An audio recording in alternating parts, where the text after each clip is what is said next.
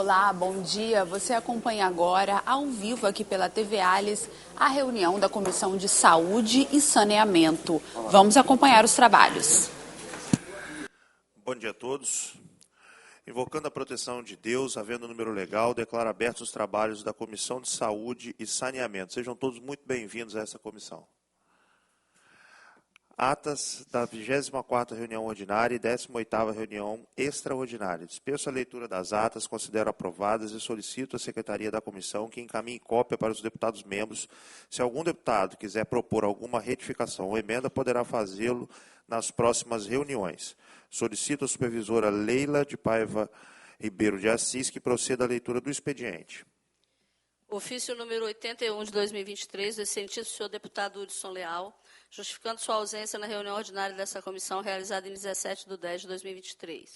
Ciente, a Secretaria da Comissão. Ofício número 58 de 2023, do excelentíssimo senhor deputado Wellington Calegari, solicitando a realização de audiência pública para debater o tema Luta pela Humanização do Parto na Câmara Municipal da Serra, com as presenças do Dr. Eduardo Pereira Soares, médico obstetra e diretor técnico do Hospital Materno Infantil da Serra, doutora Francisca Sania Avanza Ramos, membro da Comissão de Direito Médico da OAB, Espírito Santo, e doutor Fernando Avelar Tonelli e mulheres vítimas de violência obstétrica. Ciente, a Secretaria da Comissão. Ofício número 82 de 2023, do excelentíssimo senhor deputado Hudson Leal, justificando sua ausência na reunião ordinária dessa comissão, realizada em 24/10/2023. Ciente, a Secretaria da Comissão. Proposições recebidas. Projeto de lei número 120 de 2023, de autoria do deputado João Cosa, que dispõe sobre a transparência na divulgação do quantitativo de pessoas que aguardam consultas, exames e cirurgias especializadas na rede estadual de saúde. No uso das minhas prerrogativas constitucionais e regimentais, designo o deputado Wellington Calegari para relatar o PL número 120 de 2023, na forma do artigo 67, inciso 7º, do Regimento Interno. Projeto de lei número 147 de 2023, de autoria da deputada Janete de Sá, que dispõe sobre o ingresso de animais domésticos de estimação dos estabelecimentos de saúde públicos, privados, clínicas de família, ambientes terapêuticos e de tratamento, asilos e da outras providências. No uso das minhas prerrogativas constitucionais e regimentais, designo o deputado Zé Preto para relatar o PL 147 de 2023, na forma do artigo 67 do inciso 7º do Regimento Interno. Projeto de lei número 599 de 2023, de autoria do deputado Alain Ferreira, que dispõe sobre os animais de suporte emocional como recurso terapêutico para pessoas com deficiência. No uso das minhas prerrogativas constitucionais e regimentais, designo o deputado Hudson Leal para relatar o PL 599 de 2023, na forma do artigo 67, inciso 7º do Regimento Interno. Projeto de lei número 408 de 2023, de autoria do deputado Pablo Moribeca, que dispõe sobre a transparência na divulgação do quantitativo de pessoas inseridas no sistema de regulação estadual de especialidades médicas que aguardam suas consultas na rede estadual. No uso das minhas prerrogativas constitucionais e regimentais, designo o deputado Hudson Leal para relatar o PL número 408 de 2023, na forma do artigo 67, inciso 7º do Regimento Interno.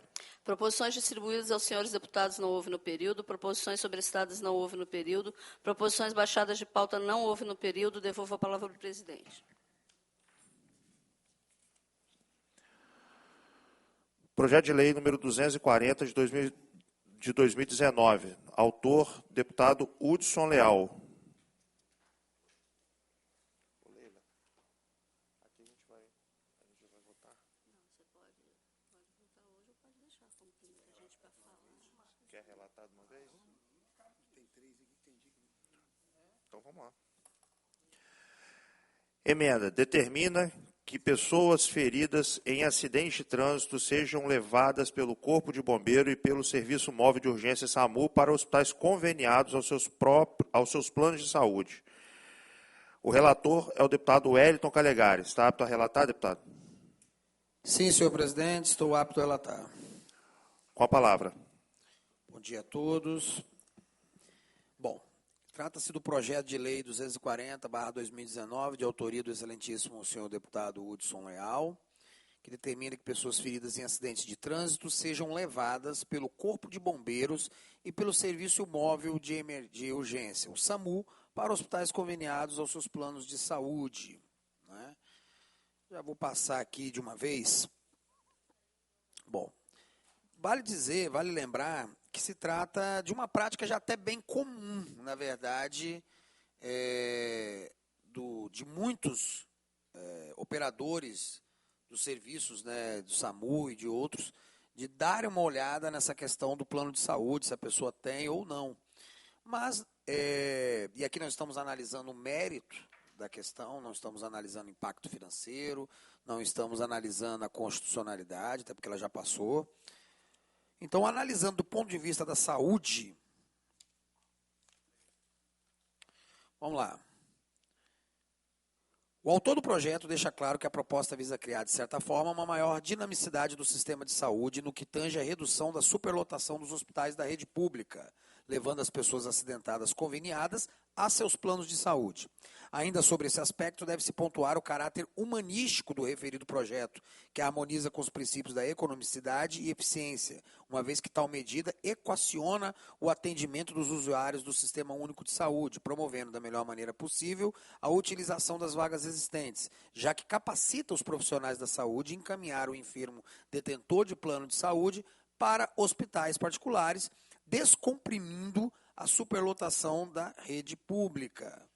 Contudo, insta a frisar que a prática supramencionada já é uma realidade no que se refere aos atendimentos de urgência realizados pelo Corpo de Bombeiros e pelo Serviço Móvel de Urgência, SAMU, visando-se como a presente proposição a previsão da conduta em texto legal. Então, o que acontece? Trata-se, portanto, de um projeto de lei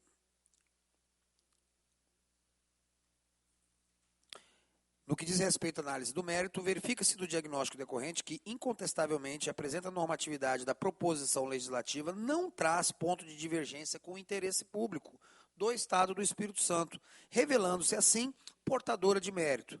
Diante de todo o exposto e da qualidade do projeto do deputado Hudson Leal, que é médico e tem experiência na área da saúde, meu parecer é pela aprovação do projeto de lei 240 de 2019, de autoria do excelentíssimo deputado. É assim que eu voto. Parecer pela aprovação, como vota deputado Zé Preto. Favorável. Favorável, presidente. Zé Preto acompanha o relator, aprovado por unanimidade.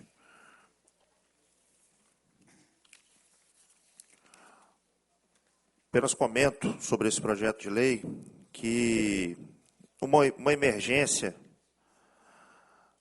deputados, o importante é que a assistência seja tida o mais rápido possível.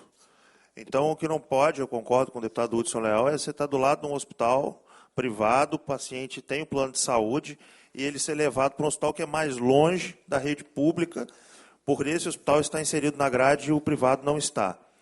Agora, isso aumenta o custo do serviço público, né, do hospital público, e você atrasa o tratamento do paciente. Agora, o contrário também não pode acontecer. A gente pegar um paciente que sofre um trauma grave, tendo uma porta de entrada pública, próxima a ele, levar para o privado que está distante e a gente atrapalhar o atendimento desse paciente.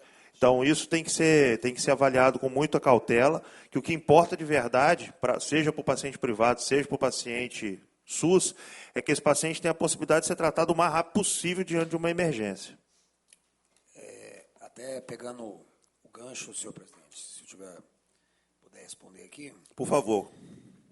Realmente é uma preocupação que eu tive também quando eu peguei o projeto, né, em mãos, e realmente trata-se apenas de um projeto autorizativo. Ele não estabelece, ele não interfere na autonomia do operador do SAMU, né? E, na verdade, é uma lei muito interessante, porque o que ela faz? Ela corrobora, ela oficializa, ela formaliza uma prática que já é padrão, né? Até para evitar, talvez, futuros processos que, às vezes, um operador do SAMU pode vir a sofrer por estar, né, por ter seguido a vontade do paciente, obviamente, sem afetar nunca, jamais a assistência médica. Então, está bem definido mesmo. É um projeto que, nesse sentido, ele sacramenta um hábito já estabelecido no sistema. Mas é uma preocupação extremamente válida mesmo. Perfeito. Seguindo o projeto de lei número 209 de 2022, a deputada Raquel Lessa, que estabelece que hospitais e maternidades do Estado do Espírito Santo ofereçam treinamento e orientação sobre a manobra de Heimlich aos pais e responsáveis de recém-nascidos para socorro em casos de engasgamento, aspiração de corpo estranho e prevenção da morte súbita. Com a relatoria também o deputado Wellington Calegari. Está apto a relatar, deputado? Sim, senhor presidente, estou apto. Com a palavra. Bom, trata-se de um projeto de lei realmente assim de um interesse público óbvio, né? Estabelece que os hospitais e as maternidades do Estado do Espírito Santo ofereçam treinamento e orientações sobre a manobra de Heimlich aos pais e responsáveis de recém-nascidos, para socorro em caso de engasgamento, aspiração de corpo estranho e prevenção de morte súbita. É sempre importante a gente salientar que aqui na Comissão de Saúde nós avaliamos apenas o mérito do que se refere à saúde, né? Então, óbvio, por exemplo, a questão de constitucionalidade do projeto, né, fica por conta da Comissão de Constituição e Justiça. A questão da viabilidade financeira para o Estado e até mesmo para entidades privadas, o impacto econômico que isso pode gerar, aí já é uma outra questão. Então, aqui o nosso relatório se atém apenas à questão do mérito para a saúde pública, né, não adentrando em outras questões. Em sua justificativa, o autor argumenta que uma das principais causas de morte em bebês recém-nascidos e ainda nos primeiros 12 meses de vida é a asfixia, principalmente causada pelo regurgitamento do leite materno. A proposição foi lida em expediente da sessão ordinária do dia 16 de 5 de 2022, seguiu para estudo técnico da diretoria de redação, onde foram feitas pequenas correções que considero pertinentes e válidas. Foi arquivado na forma do artigo 147 do Regimento Interno ano passado, e ao início da atual legislatura foi desarquivado para que continuasse seu trâmite normal, gozando de parecer da Comissão de Constituição e Justiça pela constitucionalidade, na data de 5 de maio de 2023. E aqui eu já vou passar para a parte final do relatório. O projeto de lei, dessa ótica da saúde, o projeto de lei é amparado novamente pela Constituição Federal em seu artigo 6º, caput 196, de maneira que não há óbice para sua regular tramitação. Isso porque o projeto tem claros intuitos de salvar vidas por meio de acesso a informações e manobras que são comprovadamente necessárias para ampliar a saúde pública. Então, trata-se de procedimentos cientificamente conhecidos, que são necessários, e que a expansão educacional, educativa deles para os pais e outros, né, podem realmente, é inegável que salvarão vidas. Destarte, no que diz respeito à análise do mérito, verifique-se do diagnóstico decorrente que, incontestavelmente, a pretensa normatividade da proposição legislativa não traz ponto de divergência com o interesse público do Estado do Espírito Santo, revelando-se assim portadora de mérito. Diante de todo o exposto, meu parecer é pela aprovação do projeto de lei 209/2022, de autoria da excelentíssima deputada estadual Raquel Lessa. É assim que eu voto, senhor presidente. Relatório pela aprovação do projeto. Como vota o deputado Zé Preto? Acompanho o relator, presidente. Acompanho o relator, deputado Zé Preto. Relatório aprovado por unanimidade. Eu parabenizo aqui a deputada, colega, querida Raquel Lessa, pelo projeto de lei, que segue para votação em plenário dentro em breve. Queria citar aqui as presenças do William Abreu, jornalista da Casa Civil, sempre conosco, Tenório Merlo, sempre presente, nosso amigo, prefeito de Bitirama, Ailton Veim, seja muito bem-vindo a essa Comissão de Saúde, prefeito, um prazer recebê-lo. José Américo Salvador, diretor do SAAI de Vargem Alta, Militino Nunes, diretor do SAAI de Baixo Guandu, Valmir César Cristo, diretor do SAAI de Jaguaré, Daniel Orlandi, diretor do SAAI de Alfredo Chaves. Nós vamos passar por todos os demais convidados agora, e nós vamos citando à medida de que vocês forem tendo a palavra.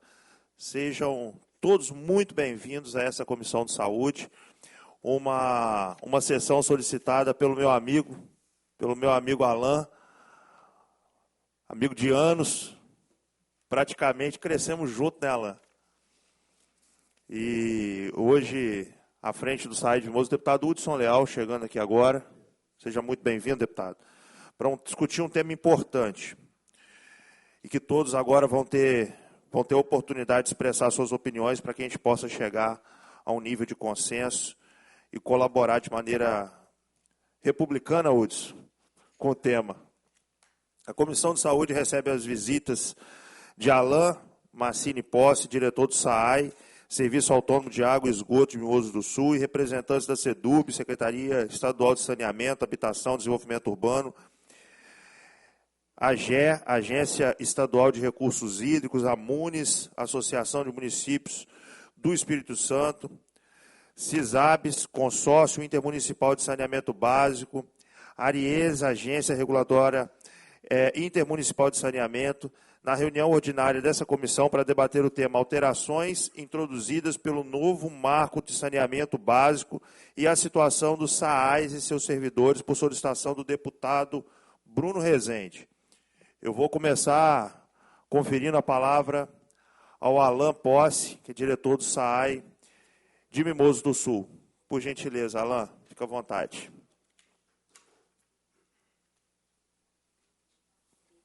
Tá. Você faz favor para mim. Bom dia a todos. Bom dia. Quero saudar todos os nobres deputados da mesa aqui, da nossa Comissão de Saúde e Saneamento. Bruno, grande amigo meu, conforme disse, fomos criados juntos. O pai dele, Zé Carlos, é um segundo pai para mim, nosso vizinho lá de propriedade. Hudson Leal, grande amigo nosso também de Mimoso do Sul, né?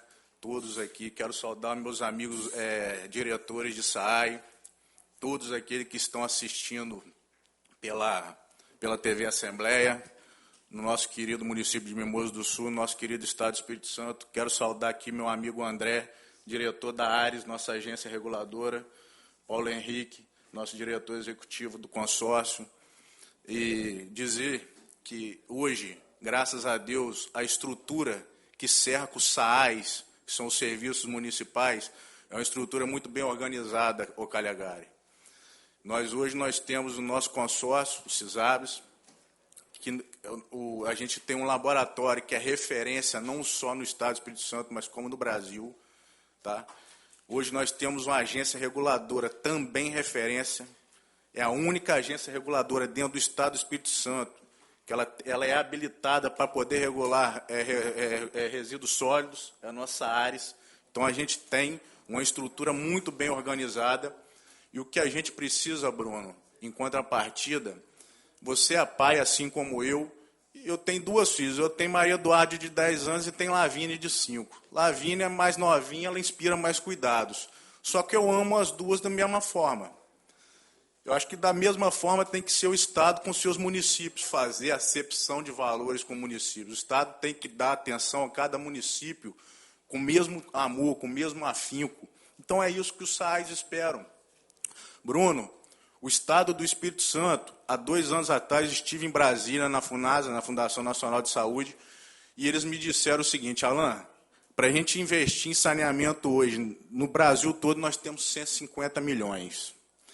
Em contrapartida, no mesmo ano, o governo do Estado apresentou um orçamento de 2,2 bilhões para se investir em saneamento. O Estado do Espírito Santo tem mais poder de investimento em saneamento que a própria União.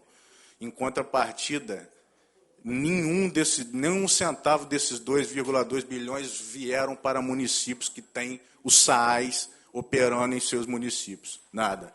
Então, o que a gente quer é o quê, Bruno? É igualdade. É ser tratado da mesma forma. Ninguém aqui é menos capixaba do que o outro. O nosso cidadão de Mimoso do Sul é capixaba igual ao munícipe aqui de Vitória.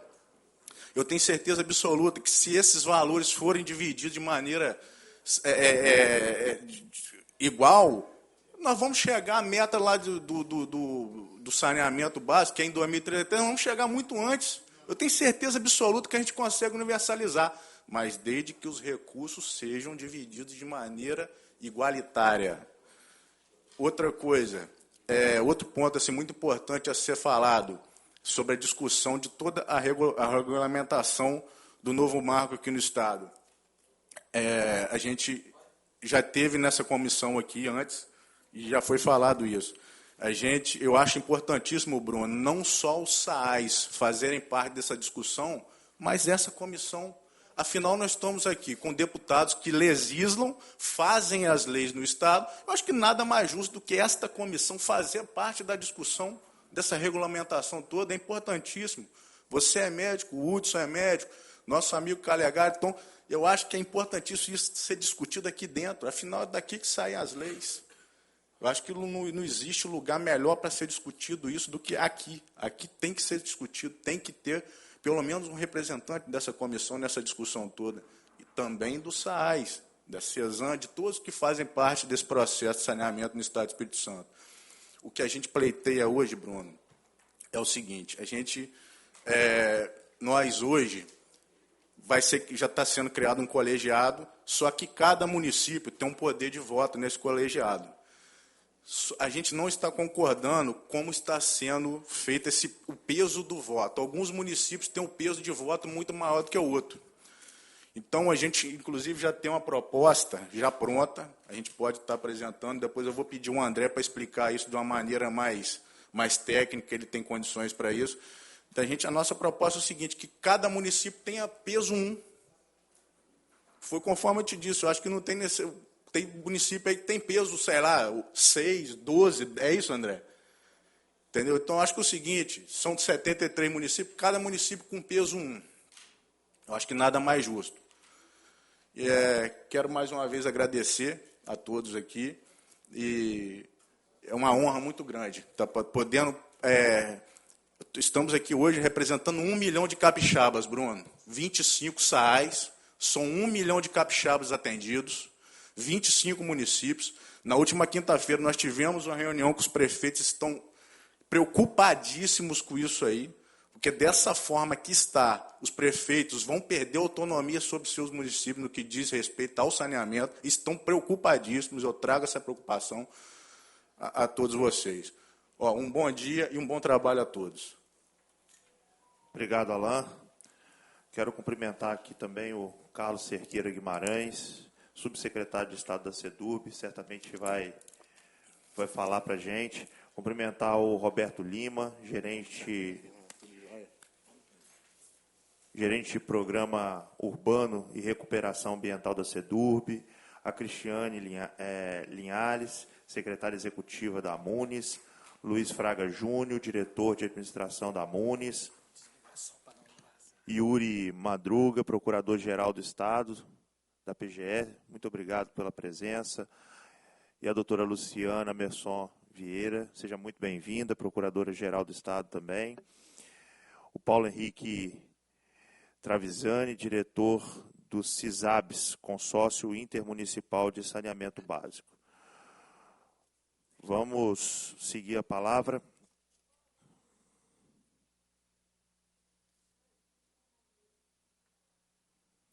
Cristiane Linhares, secretária executiva da Amunis, está presente aqui conosco? Não chegou?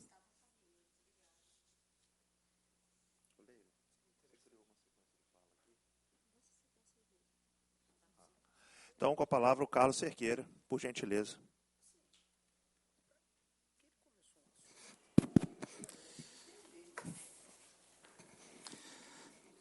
Bom dia. Deputado Bruno, presidente da comissão, deputado Hudson, deputado Zé Preto, deputado Wellington, em nome da CEDURB, secretário Marcos Vicente.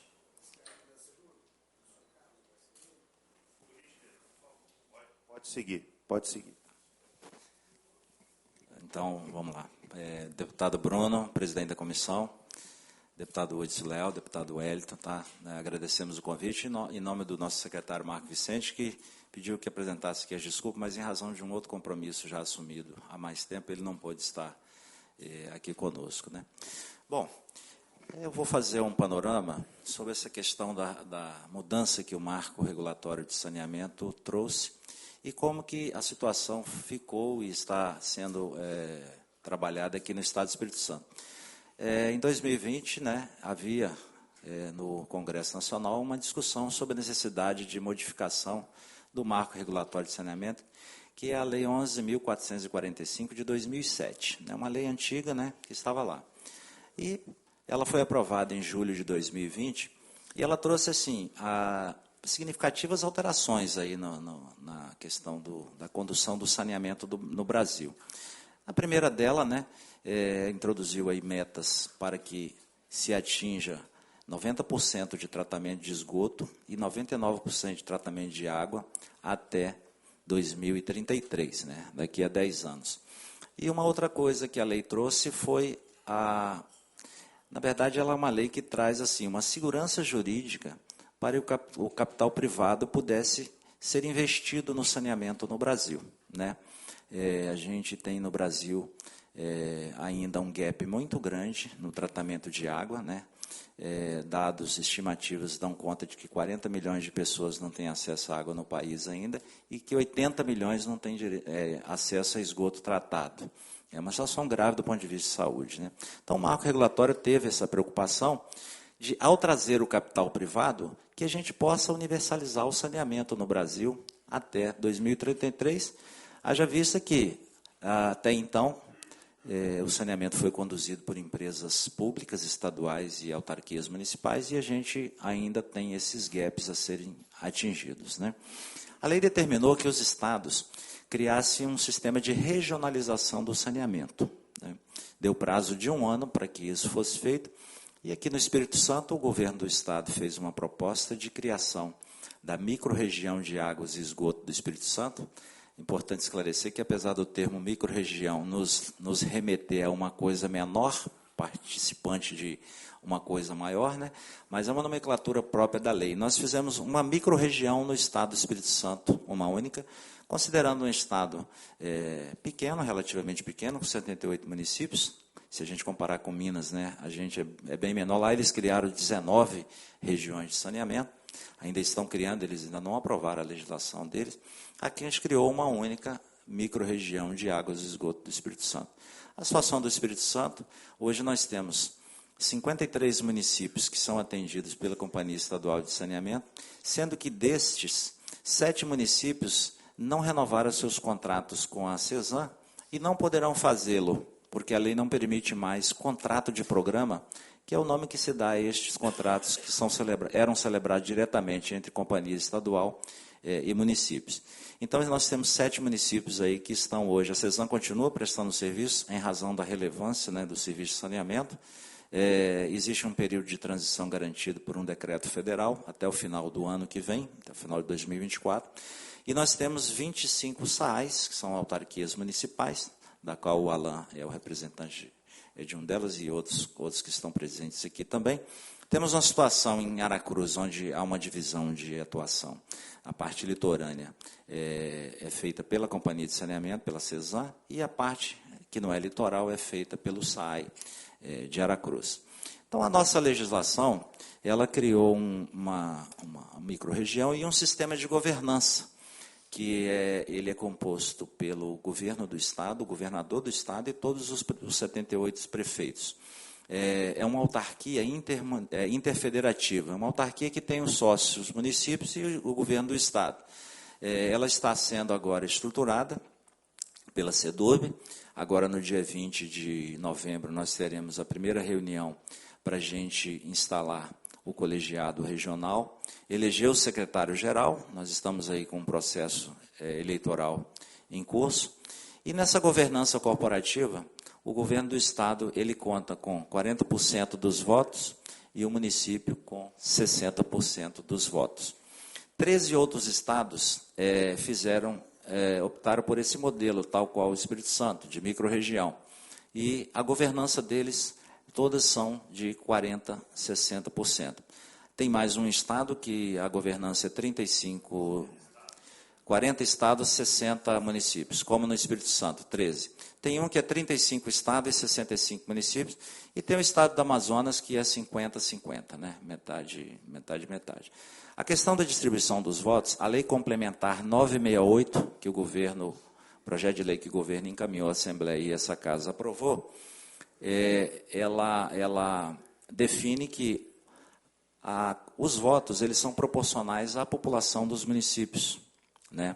Então, nós publicamos recentemente, no dia 2 de outubro, o primeiro regimento interno, que é provisório, né, dessa autarquia intergovernamental, em que a gente trabalha essa distribuição de votos, visando o cumprimento desse dispositivo legal, né, da proporcionalidade, onde a gente considera que o município, a gente trabalha com a mediana da população estadual, que está situada, o Estado tem hoje 3.733.000 habitantes, o último censo nos trouxe esse número. A mediana da população de todos os municípios, ela está em torno de 18 mil habitantes. Então, a cada 18 mil você tem um voto. Então, os municípios que têm população até 18 mil habitantes, o voto deles tem um peso neste colegiado, e acima disso, a cada 18 mil, soma-se mais um voto. Então, nós temos uma situação onde o município de Divino de São Lourenço, que é o município menos populoso do Estado, tem em torno de 5 mil habitantes, ele tem um voto, e o município de Serra, que é o mais populoso, tem 520 mil habitantes, ele tem 27 votos, né? Então, existe essa proporção. Como o Alan colocou aqui, a reivindicação de que cada um tem um voto, é uma discussão importante, né? Ele defende que todos tenham voto, mas a gente precisa pensar que o município que tem 5 mil habitantes não pode ter a mesma quantidade de votos que o município como Serra, que é um dos maiores, está entre os 50 maiores municípios do país, né? Então, é uma discussão que a gente está à disposição para a gente conversar. E como é que fica a situação de agora em diante? O Espírito Santo, a gente tem, nos municípios que são atendidos pela CESAM, e aí eu já vou falar sobre essa questão dos investimentos que ele levantou aqui, o governo do Estado tem realmente investido em saneamento nos municípios, nos 46 municípios onde a CESAM tem os contratos regulares. Nos 7 que não tem, não pode investir por questões legais, né? Você não tem contrato, você não pode investir nesse município. E os investimentos que a CESAM tem feito são investimentos da sua própria atividade, né?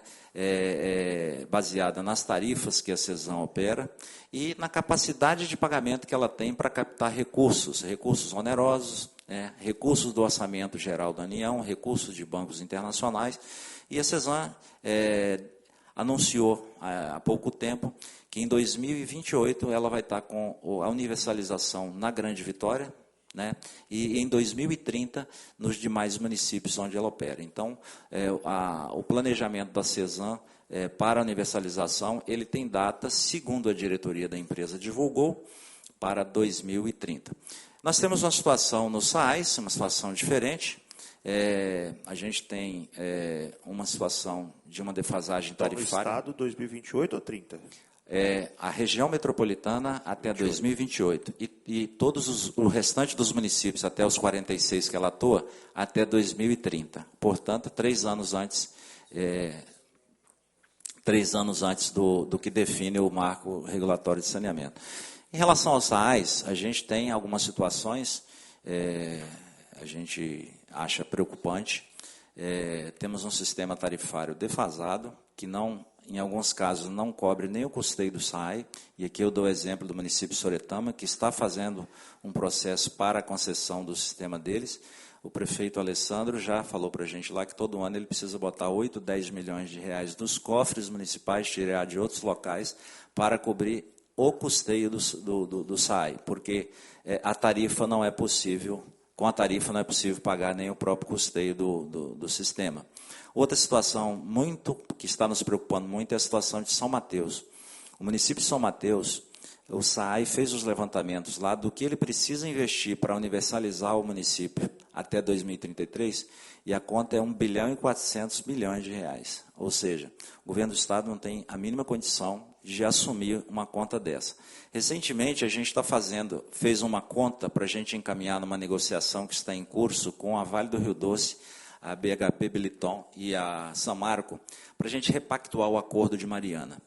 A Fundação Renova foi criada para fazer os pagamentos das compensações, dos danos que foram causados pelo desastre do Rio Doce, mas a Fundação Renova, ela não avançou muito, é uma burocracia muito grande e, enfim, o dinheiro não chega. Então, a ideia agora nessa negociação, que é mediada pelo Conselho Nacional de Justiça e pela Justiça Federal, é de que haja um aporte de recursos, a Fundação Renova sai da jogada e esses recursos venham diretamente para os estados de Minas Gerais e Espírito Santo, em parceria com a União, para que a gente possa investir. Então, nós fizemos uma conta nos 33 municípios que são atendidos, que são da Bacia do Rio Doce.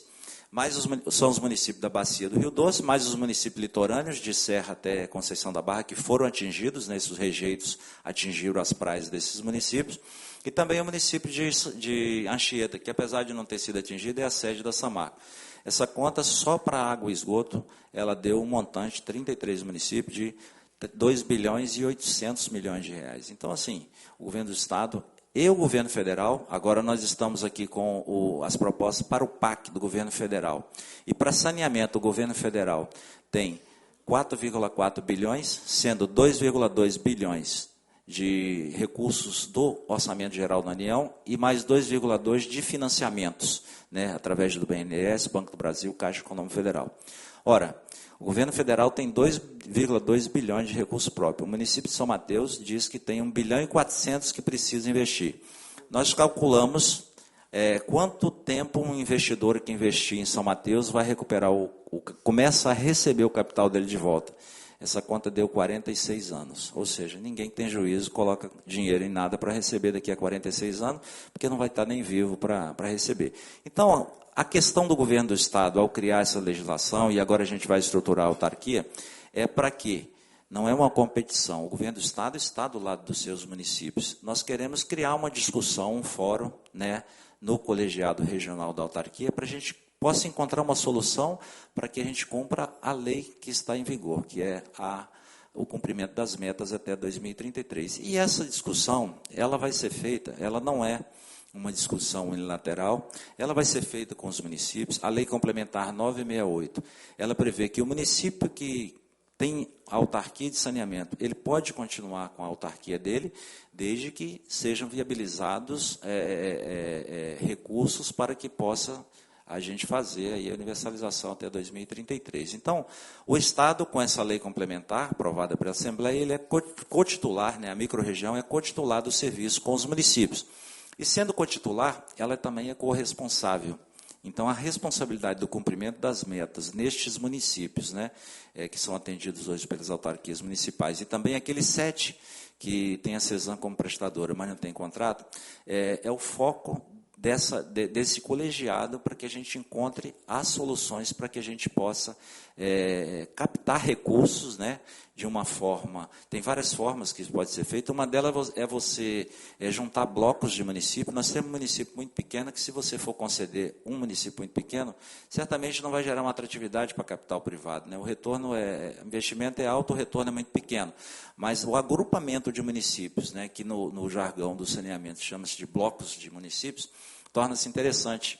Eu dou um exemplo no caso dos aeroportos. Nós temos o aeroporto de Macaé, que foi uma cidade pujante no passado em razão da produção de petróleo, mas hoje é uma cidade decadente. Tem um aeroporto lá que ninguém compraria ele isoladamente. Mas a União fez um projeto, juntou com Florianópolis e Vitória, e foi adquirido no leilão pela Swiss Airport pelo dobro do preço de face. Então, é uma forma de você juntar municípios para você fazer a concessão. Então, assim, para não me alongar mais, eu gostaria de colocar aqui para o pessoal do SAI que a discussão sobre o futuro do SAIS, ela vai ser discutida no colegiado regional, né?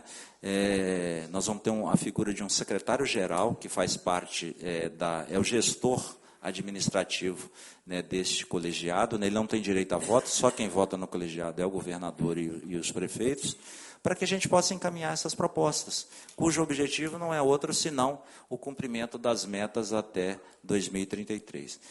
A gente ouve muito, né, já ouvimos, fizemos outras reuniões na época da lei aqui, com alguns presentes aqui, sobre a questão dos servidores do SAI, né?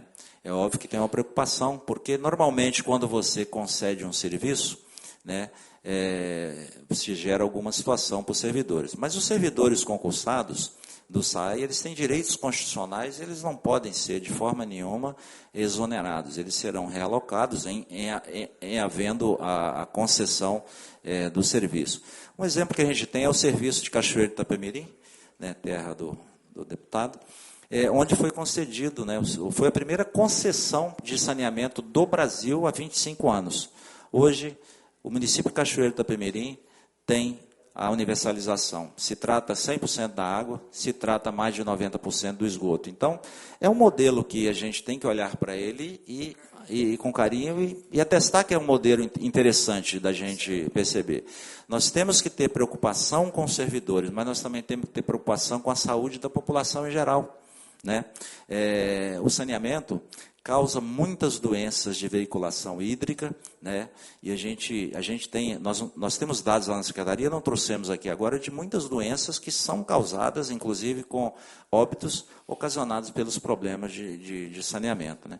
Nós somos um estado que tem uma bacia hidrográfica curta, o estado é estreito no mapa, nossos rios vêm todos aqui para as nossas praias e é um estado turístico. Então, é mais uma razão para que a gente se preocupe muito, não só com a saúde do capixaba, mas também com a saúde daquelas pessoas que vêm nos visitar, vêm aqui trazer seus recursos, né, adquirir nossos produtos, né.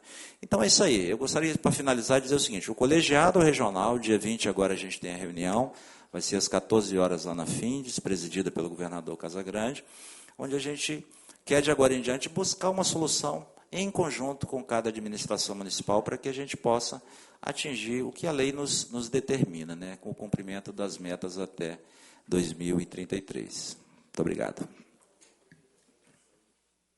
Ok, obrigado. Obrigado pelas palavras, Carlos. A gente vai discutir bastante sobre esse tema hoje. Vou conferir a palavra aqui. Antes disso, citar o Higino Rezende, deve ser meu parente, hein? Diretor do SAI de Ibiraçu. Seja muito bem-vindo. Fábio Leal, chefe da divisão técnica do SAI de Itapemirim. E o Valdemir Pereira Gama, diretor-geral do SAI de Itapemirim. Com a palavra, Roberto Lima, gerente do Programa Urbano e Recuperação Ambiental da SEDURB.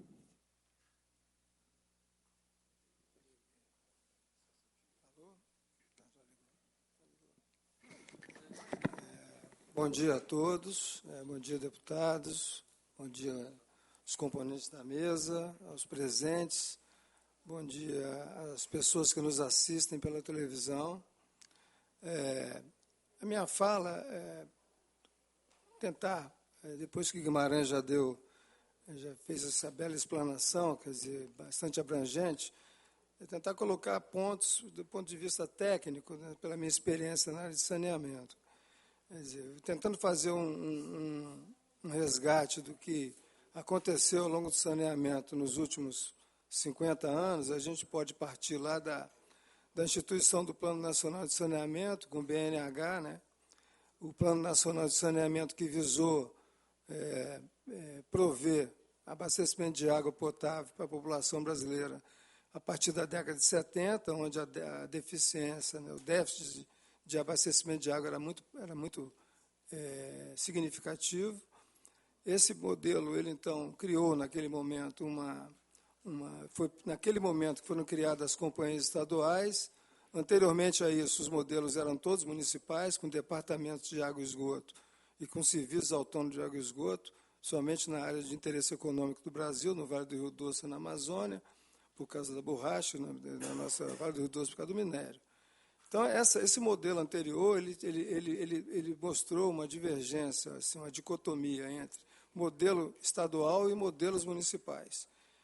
Os modelos municipais permaneceram, ao longo desse tempo, suportados pelos recursos do OGU, recursos da União, providos pela Fundação Civil de Saúde Pública, até a Constituição de 88, quando a Constituição, então, ela eliminou a possibilidade da União, através da Fundação Civil de Saúde Pública, atuar diretamente nos municípios.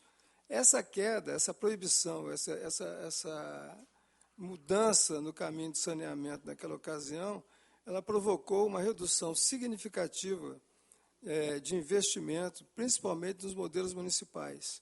Quer dizer, então, se marchava naquela ocasião com serviços municipais preocupados muito com custeio e com operação e manutenção, e os investimentos ficavam quase que 100%, não diria 100%, mas a grande predominância, ele vinha com recursos da União através do OGU. Essa mudança brusca da Constituição de 88 fez com que houvesse uma queda significativa no investimento nessas regiões, quer dizer, assistidas pelos seus modelos municipais, a prestação direta de serviços. Isso, então, aqui no Espírito Santo, representado pelos 25 SAAIs já citados, isso causou uma baixa de investimento muito grande e talvez seja, né, isso aliado também à questão da gestão, né, que nós estamos tratando de gestão e recursos. Isso causou talvez uma queda nesses indicadores de saneamento nessas regiões. Hoje, o Estado do Espírito Santo, se nós observarmos os indicadores de saneamento e fizermos a fotografia independente, nós temos, como o Guimarães já citou, nós temos o município de Cachoeiro em destaque, porque já alcançou as metas de universalização, prevista para 2033, já está à frente. Nós temos a região que está assistida pela Companhia Estadual e a região assistida pelos 25 SAAIs. Esses indicadores é que são o nosso desafio. Superar, elevar esses indicadores são o desafio do saneamento no Brasil, atualmente. E elevar indicadores significa nós temos que promover um desenvolvimento da gestão e saber e procurar de onde vêm os recursos. Ora, o Guimarães já acabou de falar, o recurso do OGU hoje, do Orçamento Geral da União, são muito pequenos para fazer frente à demanda do Brasil para saneamento. Os 4,4 bi disponibilizados pelo novo Parque Seleções para a água e os 9,2 disponibilizados para esgotamento sanitário, para mais de 5 mil municípios no Brasil, eles não seriam suficientes para universalizar o Espírito Santo até 2033. Olha a bola. Quer dizer, se o país disponibiliza 4,4 bi para água e 9,2 bi para esgoto, e vai dividir isso, oferecido para mais de 5 mil municípios no Brasil, que eles publicam, inclusive, a relação de municípios que poderão alcançar esse recurso, esse dinheiro vai ser pulverizado e não vai fazer diferença alguma nas mudanças de indicadores de saneamento no país. Bom, então, esse cenário que eu estou tentando colocar a nível do Brasil, ele tem que ser voltado um pouco, porque em 2007 nós tivemos a primeira lei, o primeiro marco regulatório de saneamento do país. Anteriormente a isso, haviam programas, planos distintos, trabalhando por setores que não se falavam, e só em 2007 nós tivemos, então, o primeiro marco regulatório com a Lei 11.445. Essa lei, ela propôs já mudanças no sistema, já veio propondo alterações em função do passado, que não avançava da forma que a gente pretendia para fazer saneamento. Quer dizer, para melhorar os indicadores e chegar ao que a população esperava, né? De coleta também de esgoto, de água potável abundante para todos e também para resíduos sólidos coletados e tratados adequadamente, e também para manejo de águas pluviais urbanas. Então, esse modelo de 2007, quando foi em 2013, o Brasil publicou o PlanZap. O PlanZap é o que o país previa para fazer investimento até 2033 para universalizar. Quando chegou em termos de 2019, o volume de recursos previsto para investimento do PlanZap em 20 anos, quer dizer, 2013 a 2033, ele foi muito reduzido em relação àquilo que estava sendo previsto. Nem metade dos investimentos, dizem que nem metade, nem 35% dos investimentos previstos naquele período de 6 anos foram realizados. Aí começou o debate para se fazer a mudança do marco regulatório, a atualização do marco regulatório, que resultou na 14.026, que foi, então, promulgada em 2020. E dele também demandou para os estados fazerem seu dever de casa. Ora, a questão, então, se centraliza, de um lado, pela gestão e, pelo outro lado, pelo recurso para fazer frente às necessidades. O que o Estado do Espírito Santo propôs, com a Lei Complementar 968, é justamente promover, no meu ponto de vista, a integração municipal, junto com o Estado, para justamente fazer um debate intenso, com a participação de 78 prefeitos na mesma mesa, com o governador do Estado. Eu posso dizer que nunca aconteceu isso no Estado do Espírito Santo e talvez não aconteceu em nenhum Estado brasileiro, onde os prefeitos se juntam com o governador para debater o saneamento, levar seus pleitos, suas considerações, em detrimento da discussão dos votos, da paridade de voto. O que está sendo feito é justamente proporcionalizar a população E é uma questão que está na lei, né? Isso é uma questão legal que pode ser discutida, debatida adiante, mas o que está em jogo nesse momento é uma mesa, um foro de debate para poder discutir o saneamento com todos os titulares presentes. Isso nunca houve.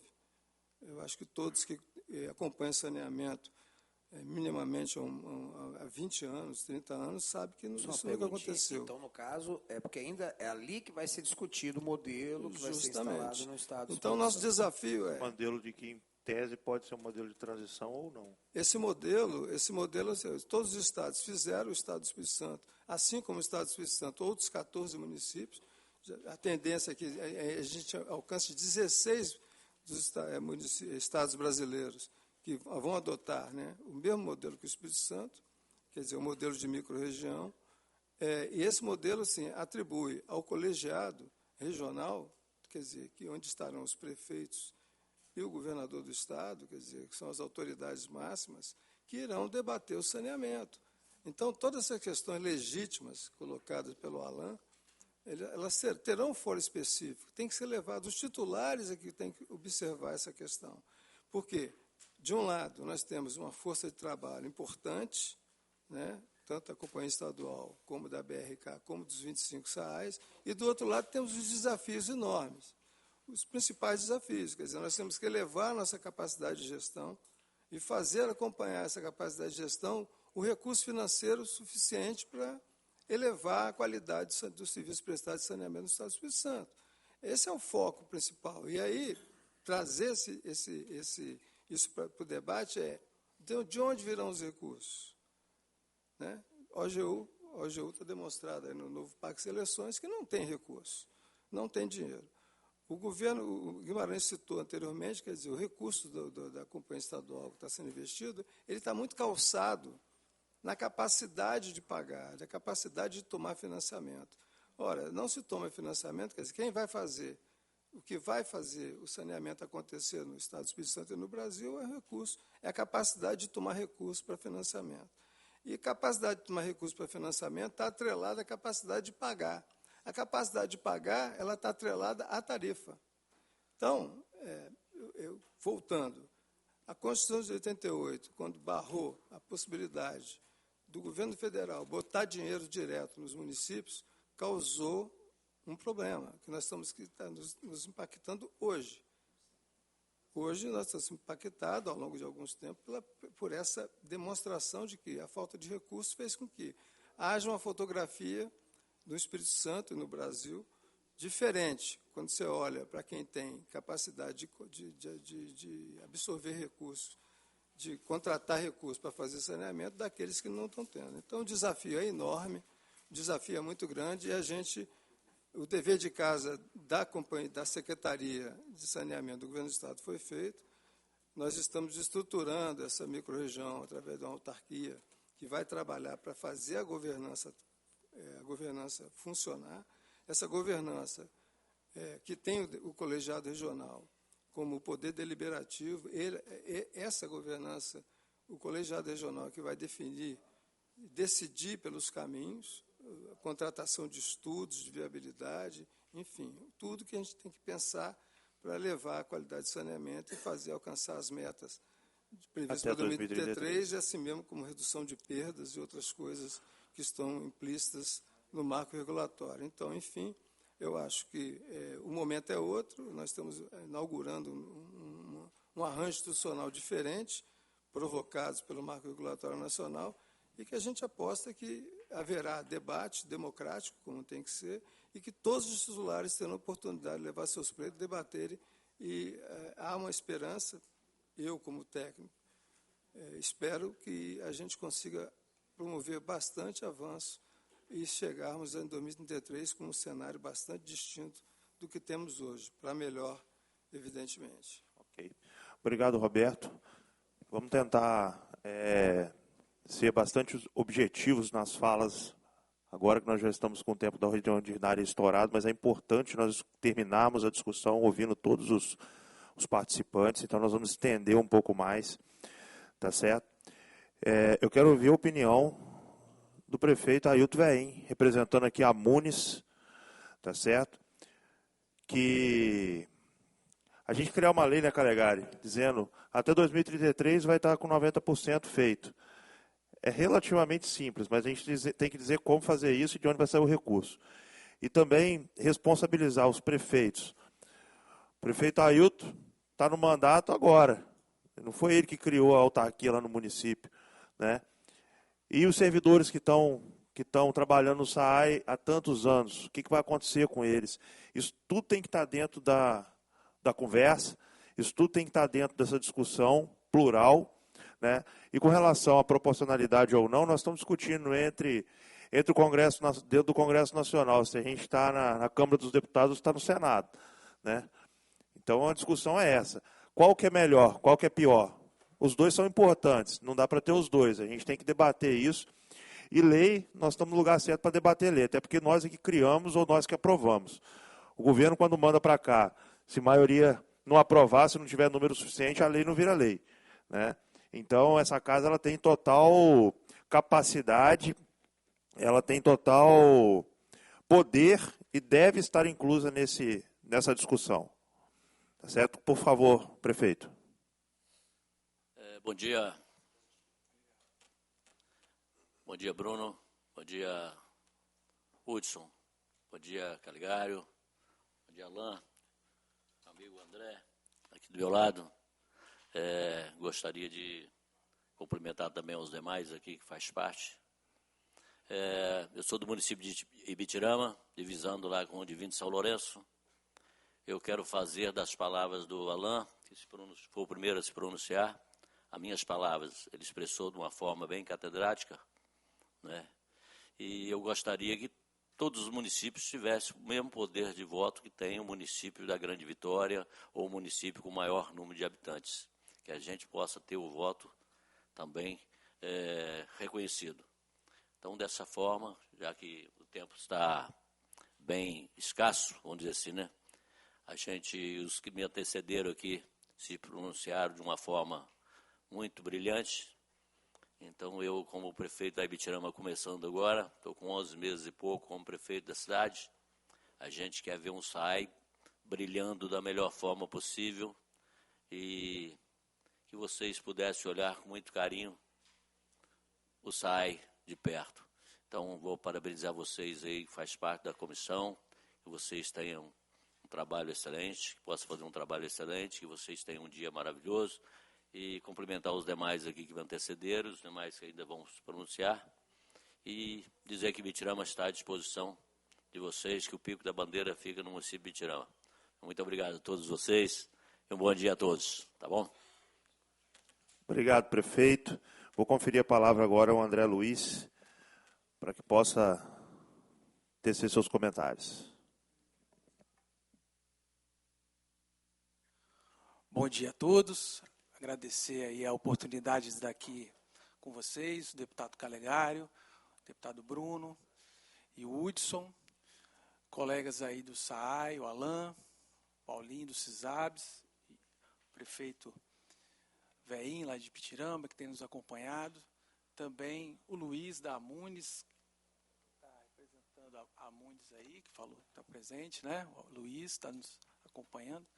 Presidente, eu gostaria de estar lembrando assim, que a titularidade do saneamento, garantida pela 11445, a Lei Federal de 2007, é do município do Distrito Federal.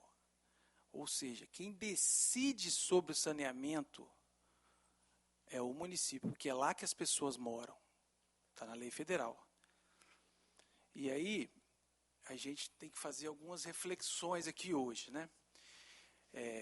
Nós somos da Agência Reguladora Intermunicipal de Saneamento do Espírito Santo, a ARES, que é um consórcio público criado pelos municípios. Foi aprovado em mais de 15 câmaras de vereadores. E qual que é o propósito maior do nosso consórcio? É justamente resolver o problema que a CEDURB pontuou aqui, que é a questão tarifária, que é um dos problemas.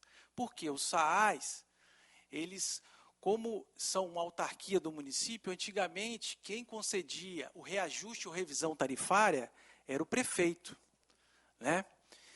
Agora, com a agência reguladora, o debate parou de ser político e vai ser técnico, porque a agência reguladora que vai fazer um estudo para ver o quanto que o SAAI precisa investir nos próximos anos para atingir o marco regulatório de 33, né, que está estabelecido na lei aí. Então, isso a gente ganha, primeiro, na qualidade do serviço, porque a agência reguladora fiscaliza o serviço, emite relatório de não conformidade, estabelece prazos.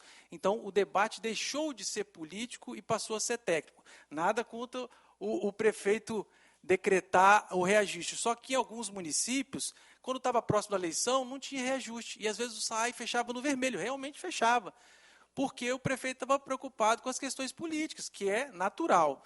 Pois agora nós temos agora a agência reguladora para ajudar os municípios nessa construção. Então, esse é o ponto. Sobre a questão da lei, né, que foi aprovada aqui na Assembleia, é bom ressaltar que a ACEMAI com os CISABs fizeram 39 Os 25 sugestões. municípios, eles estão inclusos no consórcio, não? Hoje nós atendemos a 24 municípios. Dos 25 tem SAAI. O SAAI, que não está na Ares hoje, é Colatina e Aracruz, que não está. São Mateus está sem regulação até o momento. Então tem 22. Cachoeira é SAAI, BRK, tem uma agência municipal que regula eles. Né? Então tá bom. E Soretama, que está com estudo para privatização. Então, voltando à questão da Lei Complementar 968, né, que foi aprovada pela Assembleia aqui em 2021, a ACEMAI e os CISABs fizeram 39 sugestões na consulta pública de alteração dessa lei e aprimoramento, e sabe quantas foram aceitas? Nenhuma sugestão. Foi uma lei que passou aqui como se fosse um rolo compressor. Em momento algum, os SAAIs foram ouvidos quando a lei já estava aqui na Assembleia. É bom que se registre isso aí. Mas a questão maior é que essa lei estabelece aí que o colegiado regional é a instância máxima para tomar todas as decisões de saneamento do Estado. Todas. A lei estadual. Ela aqui no artigo 12 diz que o colegiado é a instância máxima da autarquia intergovernamental e deliberará somente com a presença dos representantes e tomará todas as decisões. E quando o pessoal da SEDUB fala que tem representatividade de 60% dos municípios e 40% do governo do Estado, tem. Só que em quais proporções? Aí, se os senhores pegarem lá o decreto 5514, decreto 5514 de 29 de setembro de 2023, né, ele, no final, no anexo do decreto, ele estabelece o peso de cada voto. E aí, assim, como o prefeito Veinho está aqui, o município dele tem direito a um voto, né, prefeito? Então, vamos lá. Aracruz tem direito a 5 votos. São Mateus tem direito a 7 votos. Linhares tem direito a 9 votos. Cachoeiro Itapemirim tem direito a 10 votos. Vitória, 17 votos. Cariacica, 19 votos. Vila Velha, 25 votos. Serra, 28 votos. Aí vamos voltar lá no início da minha fala. De quem é a autonomia do saneamento, determinado pela Lei Federal 11445? Do município. O município, o VEIM vai participar do colegiado. Você acha que o voto dele vai ter algum peso, doutor? Porque se junta aqui 2 municípios da região metropolitana, mais 40% dos votos do governo do Estado, acabou a conversa. Com todo respeito. Por mais que sejam as melhores das intenções, o que nós estamos pleiteando aqui é o tratamento igualitário dos municípios. Porque da mesma forma que o prefeito da Serra responde pelos atos e as responsabilidades deles, o velhinho aqui também responde. Se ele, por algum dia, tiver algum problema de não cumprir uma lei ou outra, ele vai responder da mesma forma que o prefeito Pasolini aqui de Vitória. Então, qual é o motivo dele entrar no colegiado se ele não vai ter autonomia nenhuma de voto? Aí eles estão tirando o direito do município de escolher para colocar em um colegiado que quem vai decidir são poucos. A verdade é essa, do jeito que está. Então, nós encaminhamos para a SEMAI, juntamente com o CISABS, uma proposta de alteração dessa lei, na qual coloca que os 60% referente aos municípios, elas são divididos por 78 e cada um vai ter o mesmo peso de voto. O mesmo peso de voto. Igual. Sim. Porque a responsabilidade do saneamento é de cumprir até 2033 com 100% de água e 90% de esgoto coletado e tratado é igual para todos. Bom, a gente não pensou nessa solução. A gente pode estar discutindo, que eu acho que esse é o momento de a gente discutir. Né? Sim. Mas o nosso pleito é esse, né? E também passou nessa lei aí, a única coisa que a gente conseguiu, aos 49 do segundo tempo na lei estadual, foi garantir que qualquer coisa que fizesse, decisão tomada em município que tem essa AI, vai ter que passar pela Câmara também, não é só a assinatura do prefeito. Isso a gente conseguiu lá atrás, né? Luta da SEMAI, do CISABS e do SAAS, para garantir isso aí. Mas a grande questão será que assim, a gente não está tirando a titularidade garantida dos municípios, uma vez que todas as decisões, inclusive de projetos estruturantes, projetos que vão levantar a viabilidade de cada município, vai ser decidido na região metropolitana. Como é que vai ser definidas os recursos, as prioridades? Então, essa distorção, nós não somos contra a região metropolitana. É bom que se deixe claro aqui, nós não somos contra. Nós só queremos um tratamento igualitário para os municípios, para todos os municípios. Porque a mesma pessoa que mora em Conha, que mora em Mimoso, ou que mora em Alfredo Chaves, paga impostos da mesma forma de quem mora na região metropolitana. E a gente viu que ao longo desses anos, os municípios que têm SAAI foram deixados de lado nas prioridades, né, não só nesse governo, mas nos governos que passaram. E é o tratamento igualitário que a gente está aqui levando em conta, que é justo. Isso. Justamente, maior igualdade. Agradeço a oportunidade. Ok, André. Muito boas suas considerações. Acho que o momento é de discussão mesmo. Né? E é como eu falei, a gente vai ficar... O pleito é justo, o pleito é honesto. Realmente você acaba tendo o poder muito concentrado na região metropolitana e o interior perde poder com isso, isso é óbvio, pela população. Mas é aquela coisa, né? Nós vamos ter argumentos e contra-argumentos com relação a esse tema. É o que eu exemplifiquei, né? É o Senado discutindo com a Câmara Federal. A gente quer a proporcionalidade, a gente quer o poder do voto unitário, né? Os dois têm prós e contras, né? E a gente precisa botar isso na mesa. Acho que essa discussão começa hoje, vai apimentar aqui na nossa mesa depois, né, Calegari e Hudson? E para a gente poder seguir esse debate até o desfecho final. O fato é o seguinte, é como eu sempre falo, a mira tem que estar lá, é no acesso universal ao saneamento. A partir disso, eu acho que todos os entes interessados têm que ser cobrados, né? E aí o aperto tem que ser igualitário. O aperto sim tem que ser igualitário, né? Senhor presidente, só um adendo. Essa lei ela foi aprovada ano passado? 2021. Isso aí. 2021. Queria até depois rever. Tenho quase certeza que essa lei deve ter sido. Wood, você lembra quando foi aprovada essa lei aqui? Não, né? Essa lei, aposto que deve ter sido mais uma das leis aprovadas aqui em regime de urgência. Você teve audiência pública e não foi levantada essa questão? E passaram por cima, assim? Vocês participaram desse debate público? Vocês da agência? Na época, você lembra desse debate? Os SAIs não foram representados nesse debate. Vocês não foram representados? Não, os SAIs não tiveram... Voz? Exato. É aí que você... Deputado, os SAIs participaram sim, tá? Isso está registrado nas atas. Pela ordem, presidente, só um adendo aí com relação a essa lei que eu participei como assessor na época, fiz reunião lá também, lá com o Marco Vicente, realmente teve a questão legal.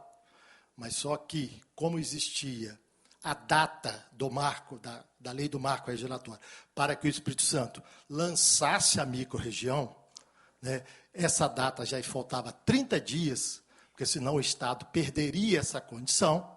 O prazo, quando o governo do Estado teve 1 ano para mandar a lei, mandou em cima, isso que aconteceu.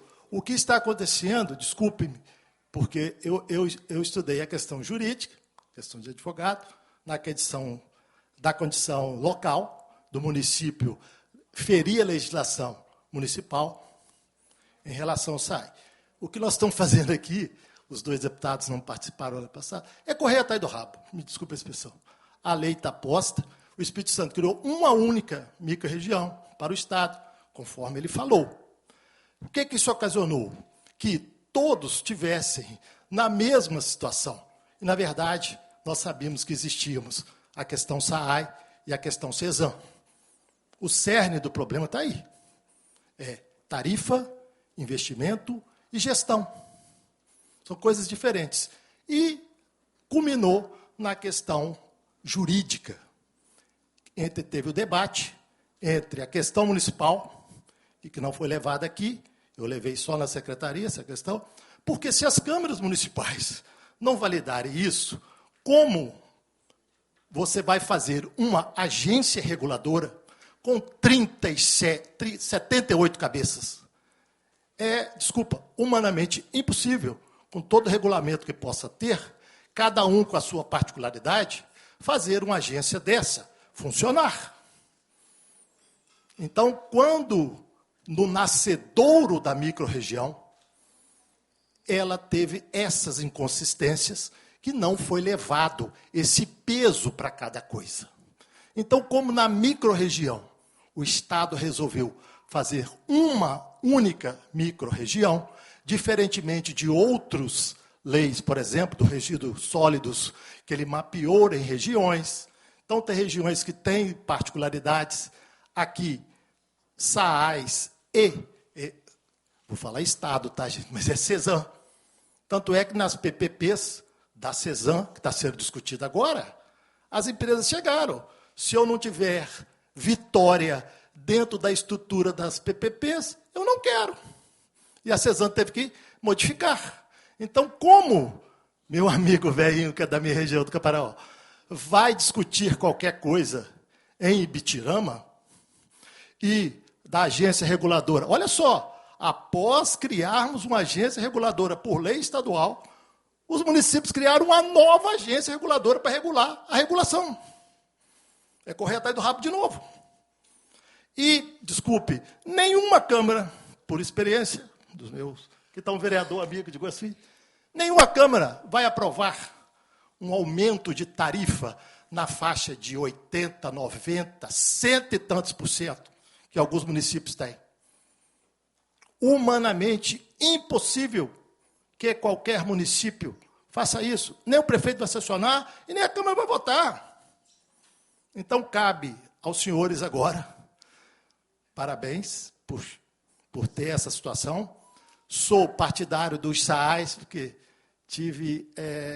o meu pai foi um dos criadores de um SAAI, de um município, mas que ao longo do tempo também não teve investimentos. Então, passa por recursos, passa por legislação municipal e estadual, passa por tarifa. Cabe aos senhores, a longo prazo,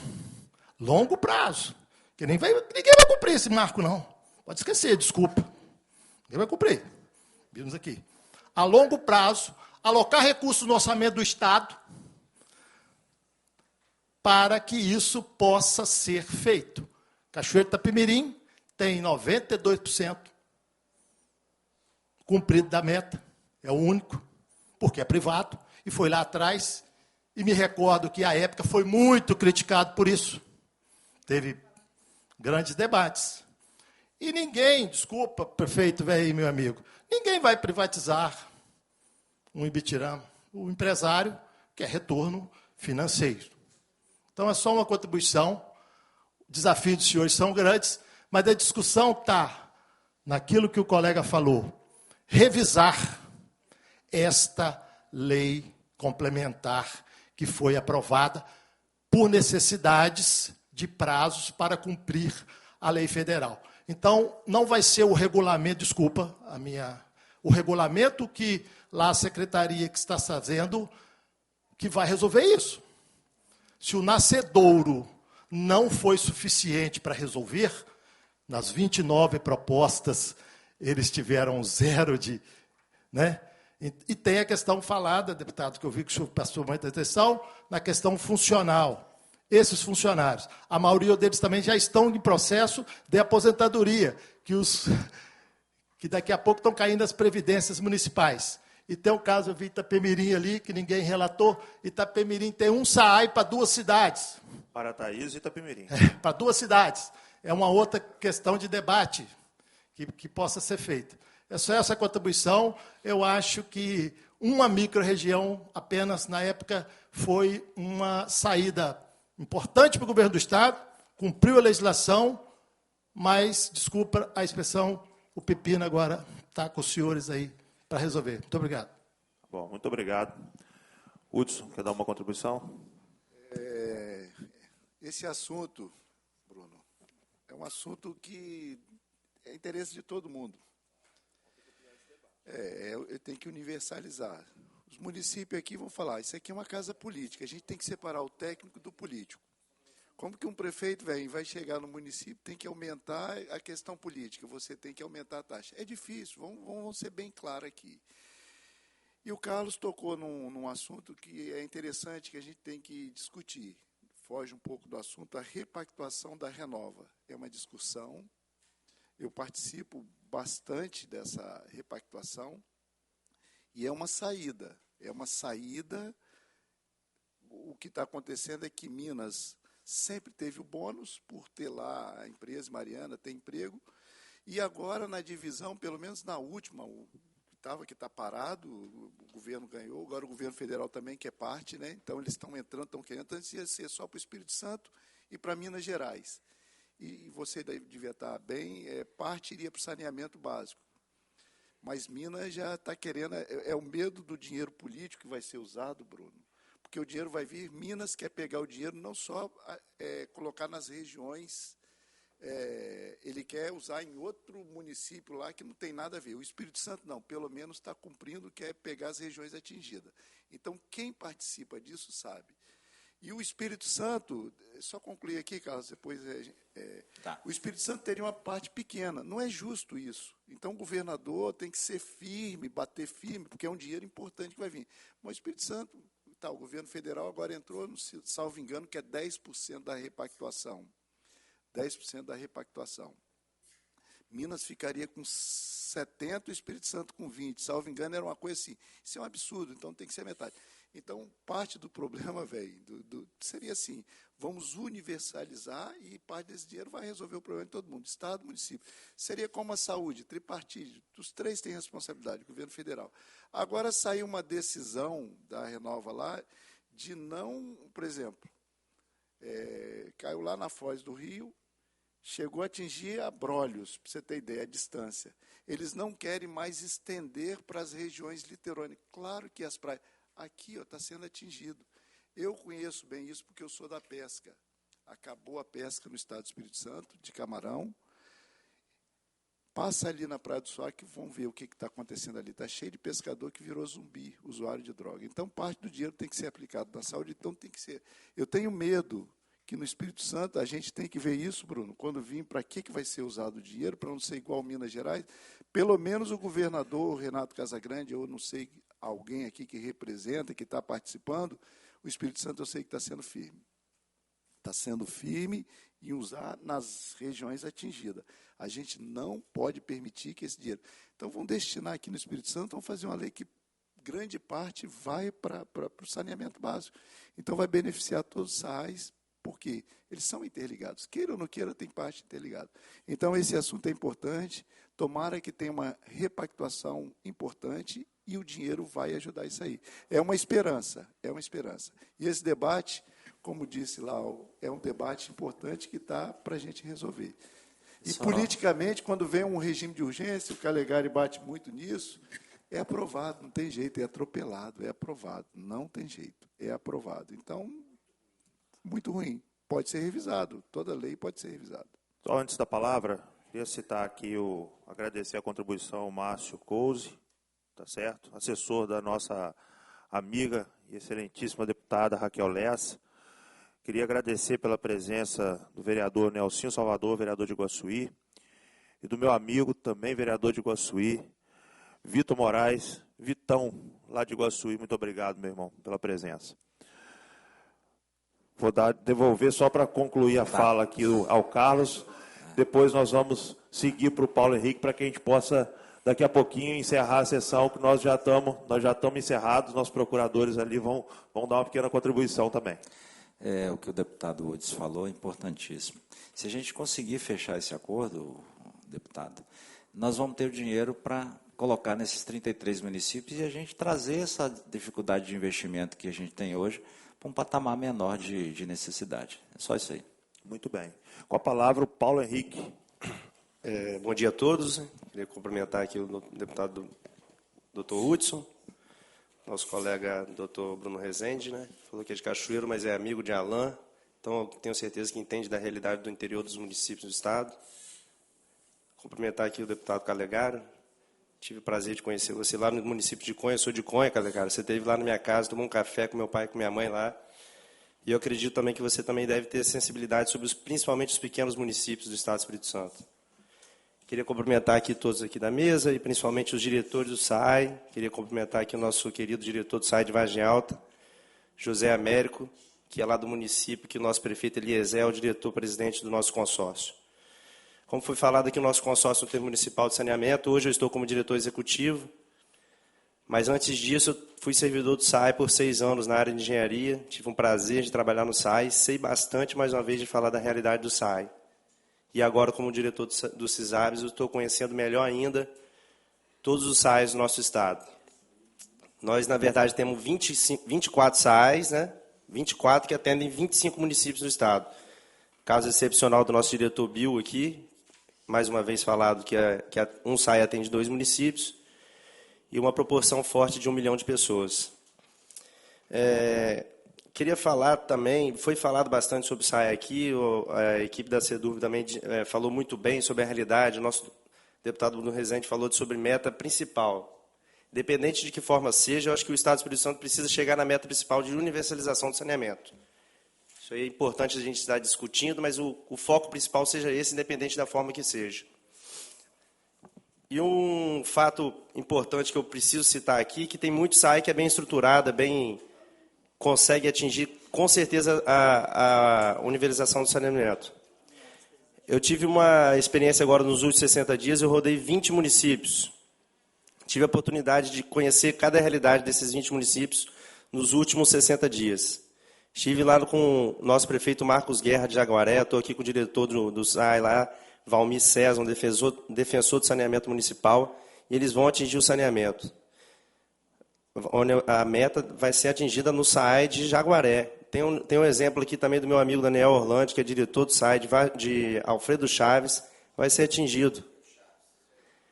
O SAI com uma boa gestão, com boa modicidade tarifária, que foi citado, a dificuldade de modicidade tarifária é importante ser citado, mas nós temos excelentes exemplos de SAIs que têm uma boa gestão e funcionam. Nós temos realidades de SAI um pouco menores, tem uma estrutura menor, um acervo técnico, pessoas técnicas do município, isso é uma realidade de todos os setores técnicos dos nossos municípios.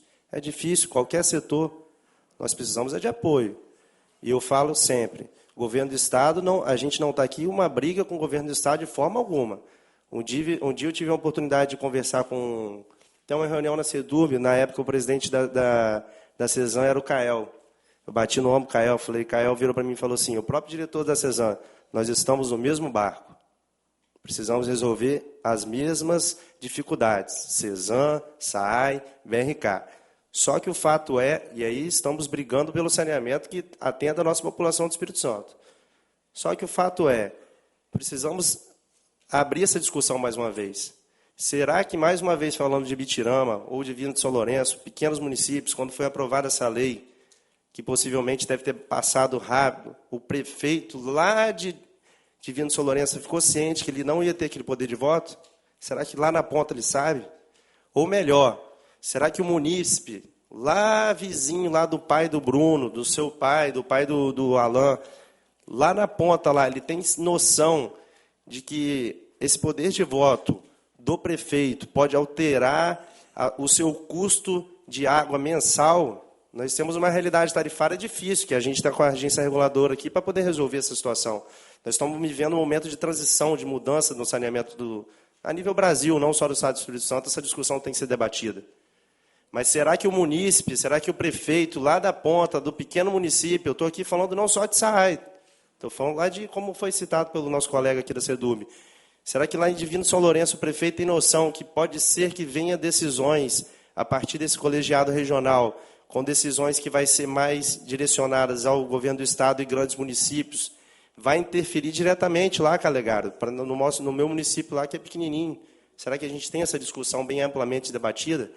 Eu acho que a grande questão que a gente precisa buscar são 2 pontos principais. Atingir a meta, como foi falado, nós precisamos de apoio, nós temos bons exemplos, tem que fazer essa união, acredito eu, com o governo do Estado, municípios, trazer... Eu sei que a dificuldade de recurso é para todo mundo, temos bons exemplos de todos os lados, tem municípios atingindo universalização, tanto SAAI quanto o CESAM, acredito que seja dificuldade de todo mundo, mas a perda de autonomia, acredito eu, nos municípios não pode acontecer. Que a mesma responsabilidade que o prefeito lá daqui da Serra tem, eu sei que as proporções são... A gente não pode deixar de discutir isso. É claro que um município com grande população tem que ter uma atenção mais importante, eu entendo, isso é fato, mas o fato é também que o nosso prefeito Veinho tem a sua autonomia do município, ele não pode perder. O prefeito Veinho, ele não pode seguir algo que vai vir de cima para baixo, porque ele tem as suas responsabilidades com os municípios, com os cidadãos do município dele. Então, a minha fala é referente a isso, o nosso consórcio está trabalhando, está correndo atrás de auxiliar os municípios, a gente está presente nos municípios para poder fazer com que o saneamento chegue na população, na ponta, chegue a todas as pessoas do Estado do Espírito Santo. Muito obrigado pela oportunidade da palavra. Muito obrigado, Paulo.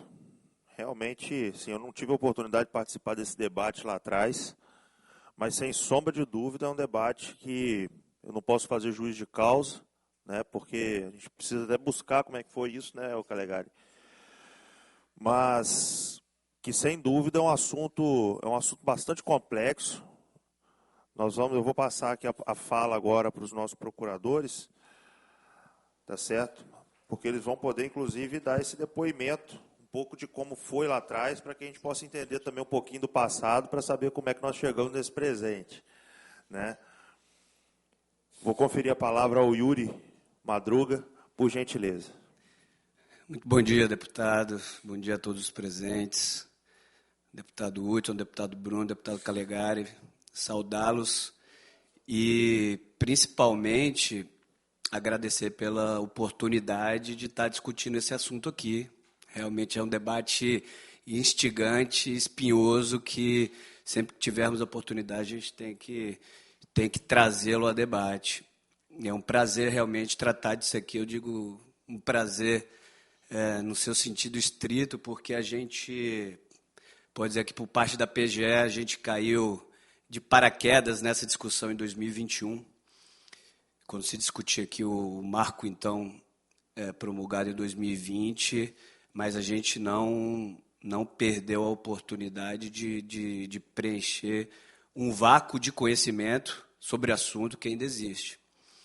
E a gente não hesitou em mergulhar profundamente no assunto e passamos a entender, obviamente, sob o viés jurídico, o que poderíamos, por parte da PGE, agregar nesse assunto tão espinhoso como eu disse. Tivemos a feliz escolha de trazer ao debate como ponto focal dentro da Procuradoria-Geral do Estado a doutora Luciana Merson, que mergulhou profundamente no assunto, não só na parte prática, dentro da relação com o SEDUB, com o CESAM, com essa própria Casa de Leis, e, na verdade, alçou o debate para o nível acadêmico. Ela estuda hoje isso na sua tese de mestrado. E eu brinco com a Luciana, mas é a verdade, ela nos debates nacionais, ela é das cabeças mais brilhantes, que mais conhece do assunto aqui do ponto de vista jurídico, e tem podido agregar por parte da nossa PGE aqui em todos os sentidos. Já eu passo a palavra para ela, para descer um pouco no detalhe. Eu sei que não é o momento agora da gente debater profundamente, teremos outras oportunidades, mas é importante fazer um apanhado geral aqui do que já discutimos. Eu acho que tem aqui algumas premissas que a gente precisa rever e talvez revisitar essas premissas. Pode ser a virada de chave para alcançar o que efetivamente importa, que é a universalização do que estamos tratando aqui, como o próprio colega disse, da forma que for, a gente tem que, num pensamento e no conjunto de ações de forma uníssona, alcançar. Eu acho que uma das premissas que a gente precisa rever é o falso pensamento de que os municípios, os SAAIs, estão alijados dessa discussão. Acho que isso não corresponde à verdade. Eu ouso dizer que os municípios de menor porte serão os maiores beneficiados no que importa, que é na entrega dessa política pública tão importante, por falta de estrutura inerente a esses próprios municípios menores. Então, um pensamento, uma política bem planejada e global certamente vai fazer chegar lá na ponta, e eu ouso dizer que esses municípios menores serão, sim, contemplados com uma política de saneamento adequada e universal, como deve ser até 2033. A gente lá na PGE está à disposição para fazer esse debate a todo momento, enquanto possível. A gente tem conversado sobre isso com a CEDURB. É necessário, para usar uma expressão da doutora Luciana, nas nossas mesas de discussão, é necessário gastar a sola de sapato para conversar com todos os atores envolvidos. Obviamente, a Assembleia Legislativa faz parte de forma muito protagonista nessa discussão toda. Vou passar aqui a palavra para a doutora Luciana, se ela quiser fazer mais alguma acréscimo. Bom dia a todas e a todos, a quem cumprimento na pessoa do presidente dessa casa. E eu vislumbro aqui, presidente e deputados, uma ótima oportunidade para o debate. Parabenizo a iniciativa, porque é uma oportunidade para a gente esclarecer pontos, né, de dúvida. E o primeiro deles, eu quero que minha fala seja breve e útil. A questão dos SAAIs. Nós temos duas questões. A questão do funcionalismo e da autonomia dos SAAIs. Nenhuma lei, excelências, e a nossa lei complementar estadual não poderia ser diferente, pode prejudicar direitos adquiridos e ato jurídico perfeito. Então, os SAAIs, eles estão salvaguardados pela Constituição Federal e pela nossa lei também. A nossa lei salvaguardou especificamente todos os municípios que dispõem de serviços de SAAI há mais de 10 anos, portanto, todos os SAAIs no Estado do Espírito Santo. Nenhum debate que envolva a situação dos SAAIs vai ocorrer a revelia dos seus prefeitos, que são os representantes legais e constitucionais dos municípios. Então, primeiro ponto, servidor de SAAI. O que muda? Nada. Absolutamente nada. Continuarão sendo servidores do SAAI e prestando seus serviços como sempre prestaram. O que muda com os SAAIs? Nada também. São autarquias municipais constituídas e instituídas sob a égide do nosso direito. Então, o que muda, então? O planejamento, a coordenação. Por força do marco legal, nenhum ente público agora, nem município, nem Estado, pode definir as suas políticas públicas de saneamento isoladamente, porque nós temos uma universalização para atingir. E todo mundo é impactado e todo mundo é responsável. Então, quando o Estado entra como partícipe nessa microrregião, ele atrai ônus para si. Então, não é o Estado ou o município que tem que regionalizar, é a microrregião que tem que universalizar. E quem é a microrregião? Todos nós, municípios e Estado. Quem não cumpre a universalização sofre penas, sofre sanções, e elas são, ninguém eu acho que comentou isso aqui, eu vou ter que comentar, é a falta de acesso a recursos públicos federais. O novo marco foi muito claro ao dizer o seguinte, olha, universaliza até 2033. Quem não universalizar e quem não regionalizar para isso, não vai ter recurso público federal, nem do orçamento geral e nem de instituições financeiras federais, como o BNDES, como Caixa Econômica Federal. Então, o problema está na mesa dos municípios, o problema está na mesa do Estado. E, para que tudo isso dê certo, temos que dar as mãos. Então, esse é um primeiro ponto. Um segundo ponto, que é o critério demográfico, deputados, que eu acho que foi o tema mais debatido aqui nessa manhã. Precisávamos de um critério objetivo, né, para tratar da participação dos municípios. E o critério objetivo foi a densidade demográfica. Foi o critério utilizado por todos os estados. E por uma razão justa, racional. Então, usando a oportunidade, por que foi a densidade demográfica? Porque o serviço de saneamento básico ele é um serviço custeado pela cobrança de tarifas. Então, o número de usuários, ou seja, a densidade de usuários, tem que ser um critério, me parece ser um critério muito justo, porque é justamente o critério que traz a tarifa. Então, um município com maior população traz a maior receita tarifária e demanda maior investimentos também. O município da Serra demanda mais investimentos em saneamento do que um município menos populoso. Então, o critério demográfico nos pareceu um critério útil e um critério justo, e não só a nós, Estado do Espírito Santo, mas como a todos os estados que regionalizaram dessa maneira, criando micro-regiões.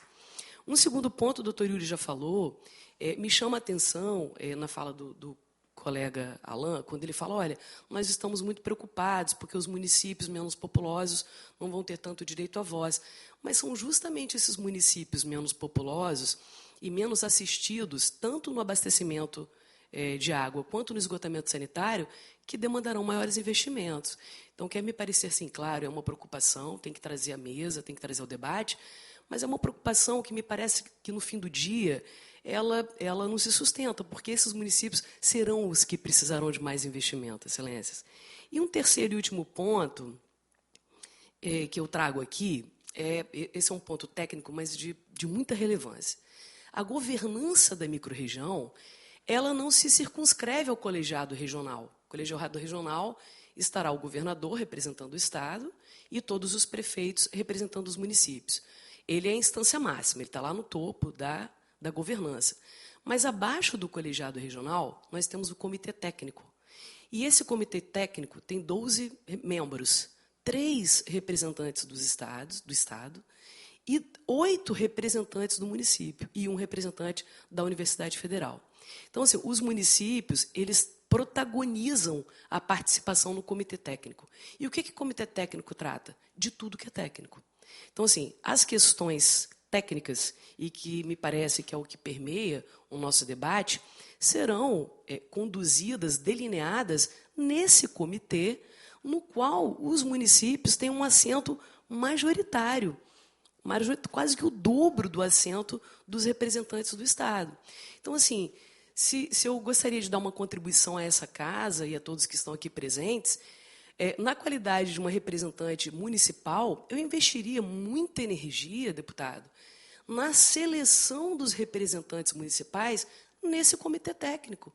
Quanto mais qualificada for a representatividade dos municípios nesse comitê técnico, mais atendido estará o interesse público municipal na governança da microrregião, que digo e repito, a governança não se circunscreve ao colegiado.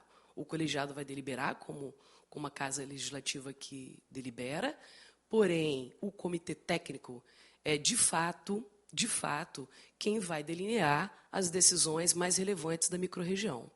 Então, eu termino minha fala, falei que iria ser breve e na medida do possível, útil, dizendo, assim como o doutor Yuri, que a Procuradoria do Estado está aberta. Eu já até fiz uma sugestão à CEDURB, e aqui eu reitero publicamente, uma proposta de trazer os procuradores municipais, juntamente com seus prefeitos, à Procuradoria-Geral, para a gente explanar mais uma vez e trazer o convencimento, excelências, o convencimento que me parece ser o caminho mais adequado para o Estado do Espírito Santo universalizar. E vai universalizar, desde que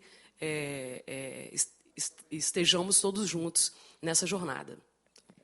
Muito bem, Luciana. Oi?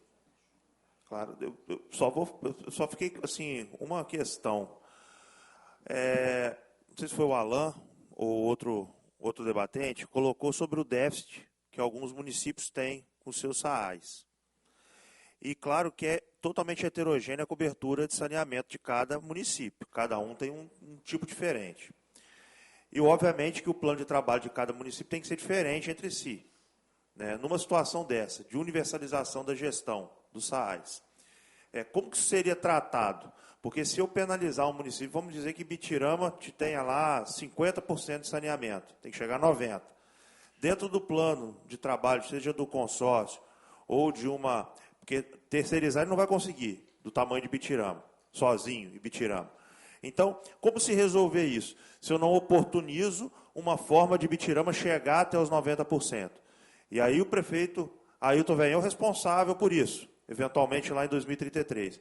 Então, se eu penalizo Ibitirama sozinho a não receber recursos federais, não ter acesso ao financiamento da Caixa ou de qualquer outro organismo federal, eu vou criar uma catraca, um feedback negativo para o município.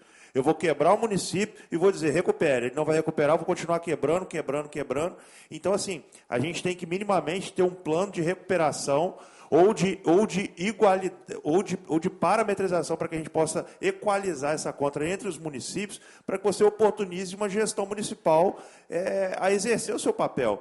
Porque, historicamente, Bruno, mas nós vamos ter que resolver o problema histórico? Sim, a gente resolve no país com cota, a gente resolve no país com Bolsa Família, a gente resolve no país com um monte de coisa. Então, a gente vai ter que oportunizar os municípios a recuperação, a equalização dessa conta para que ele possa cumprir o marco. Porque senão eu vou quebrar os municípios que tiverem deficitários hoje.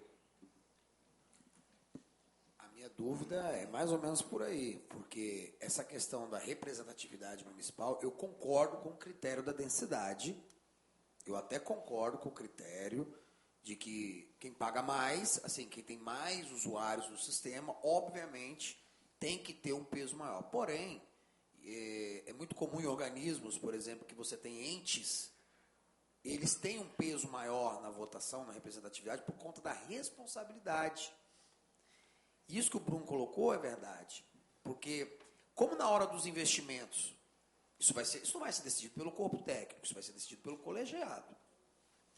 E aí, eu entendo a ansiedade dos prefeitos, porque se o colegiado define, vamos fazer aqui uma hipótese, define, todos estão do mesmo lado, eu concordo, aqui ninguém está falando que não esteja, mas se o colegiado, até por uma questão de prioridades, ele coloca que a Grande Vitória é a sua prioridade, e aí os recursos são escassos, e vai tudo para a Grande Vitória, mas quando chegar na hora da cobrança, da punição lá na frente, o município de Irupi, de Bitirama, não atendeu, sendo que a gestão dele está centralizada na autarquia, e ele já não tem mais essa autonomia, ele vai ter que responder.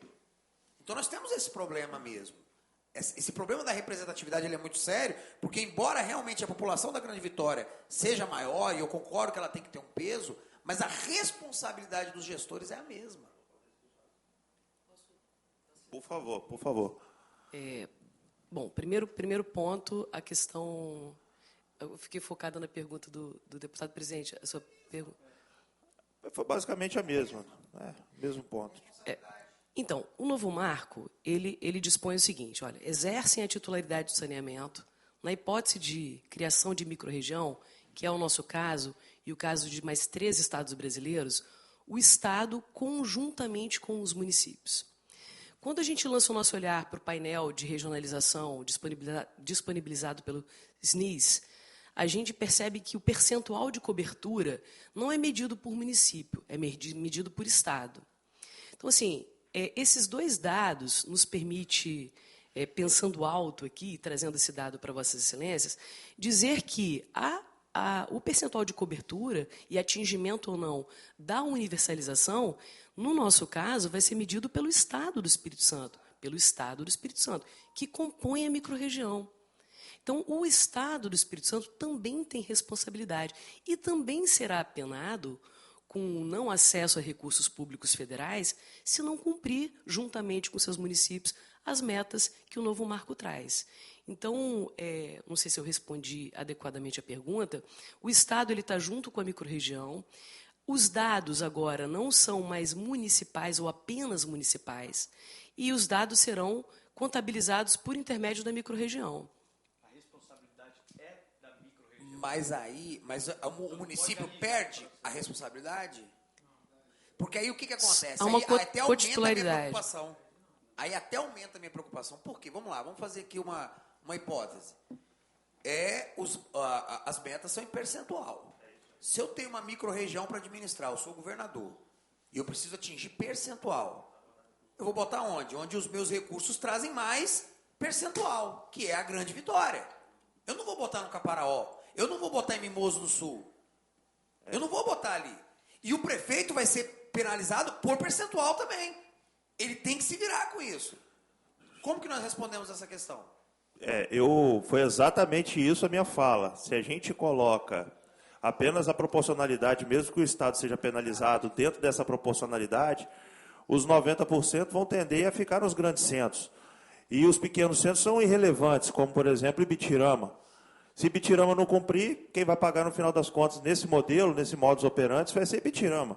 Então, assim, a minha pergunta, assim, de maneira bem objetiva a gente tem dentro do previsto algum mecanismo que vá proteger Mimoso do Sul, que vá proteger Apiacá, que vá proteger Ibitirama, dentro de um déficit histórico que esses pequenos municípios tenham dentro dessa proporcionalidade, ou se, em tese, em 2033, o Estado do Espírito Santo tiver lá 90%, mas esses 10% remanescentes forem em Ibitirama por causa de um problema histórico de Ibitirama, Ibitirama vai poder ficar isolado dentro disso e entrar nessa catraca que eu expliquei, negativo de feedback, negativo de não recebimento de recursos federais.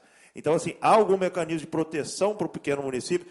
Eu vou devolver a fala e, infelizmente, a gente não vai conseguir. Hoje foi mais que uma audiência pública, né? Foram 2 horas, nós dobramos o tempo, nós vamos precisar encerrar a sessão por conta dos demais trabalhos da casa. Mas, por favor. Excelência, eu acho que está havendo assim, talvez uma confusão. O percentual é de participação nas deliberações. Não é para aferir o cumprimento ou não das metas de universalização. A meta de universalização tem que ser atingida pela microrregião. A microrregião somos todos nós. Sim, agora, como que todos nós participamos das deliberações assembleares é que tem essa divisão percentual. Esse percentual ele só serve para isso. Ele não serve para medir o acesso aos serviços. O acesso ao serviço vai ser medido de uma forma só, olhando para a microrregião. E, resgatando um pouco a primeira pergunta de Vossa Excelência, a respeito dos municípios que têm baixa cobertura de atendimento, como que vai atrair investimentos? Existem vários cenários. O Estado de São Paulo, por exemplo, lançou, tem 2 semanas, 2 programas. Um programa Universaliza São Paulo, em que o Estado de São Paulo vai custear projetos de estruturação e reestruturação do saneamento básico para os municípios não atendidos pela Sabesp, é um projeto, e um segundo projeto de criação de um fundo para a universalização dos serviços no Estado de São Paulo, englobando todos os 650 e tantos municípios atendidos e não atendidos pela Sabesp.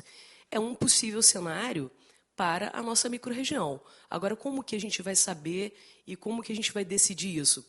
Lá na governança dessa microrregião.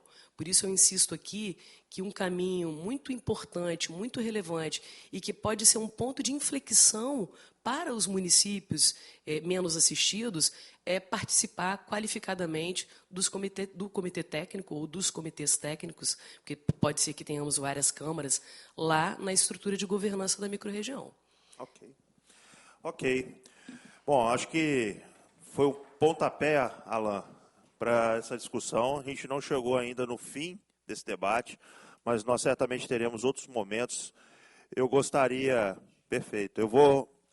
de agradecer a todos os participantes. Antes, todavia, nós vamos deliberar 3 pontos que ficaram para trás. Aproveitar o nosso quórum qualificado.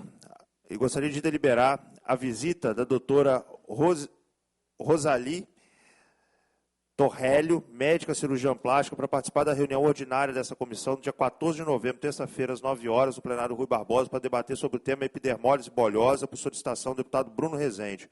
Como vota o deputado Wellington Calegari? Concordo, senhor presidente. Como vota o deputado Hudson Leal? Favorável.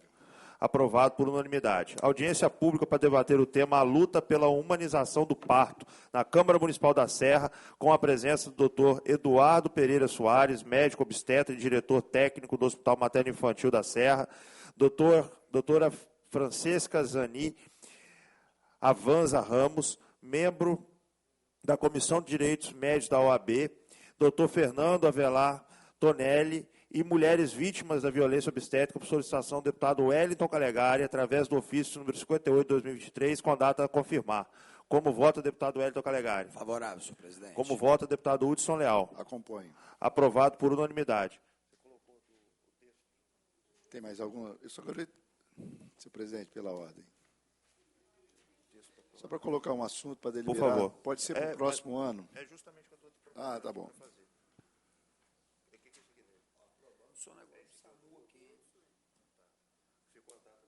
Não, deixa para definir depois. Vamos deliberar o último ponto. A visita do doutor José Tarcísio Barroso Zovico para tratarmos do assunto cirurgia bariátrica com data a confirmar. Como vota o deputado Hudson Leal? Favorável. Como vota o deputado Wellington Calegari? Acompanhe, senhor presidente. Aprovado por unanimidade. Gostaria de agradecer a todos e dizer que a Comissão de Saúde convida todos os participantes para a audiência pública de prestação de conta dos trabalhos realizados pela Secretaria de Saúde do segundo quadrimestre de 2023, a ser realizado pelo excelentíssimo senhor Miguel Paulo Duarte Neto, em conformidade com o artigo disposto no parágrafo 5º, artigo 36 da Lei Complementar número 141 de 2012, que será realizada no dia 10 de novembro, sexta-feira, às 9 horas, no plenário de Seu Cardoso, nessa Casa de Leis. Eu saliento aqui a importância para nós, deputados Calegari e Hudson, de participar da audiência. É um momento da gente não apenas ouvir o que o secretário tem a dizer, mas de colocar os nossos pensamentos em relação aos investimentos feitos. Então, que os deputados, não apenas da Comissão de Saúde, mas de todo o plenário, os 30 deputados possam estar presentes nessa audiência que eu considero de suma importância. Agradeço a Deus, ao gabinete, à Comissão de Saúde, à presidência da ALIS, diretoria das comissões permanentes, servidores de engenharia, tecnologia e repórteres da TV ALIS, taquigrafia, sonorização, procuradores e consultor temático. Nada mais havendo a tratar, declaro encerrados os trabalhos dessa comissão e convido os senhores membros para a próxima extraordinária audiência pública no plenário de Seu Cardoso. Muito obrigado a todos e tenham um ótimo dia.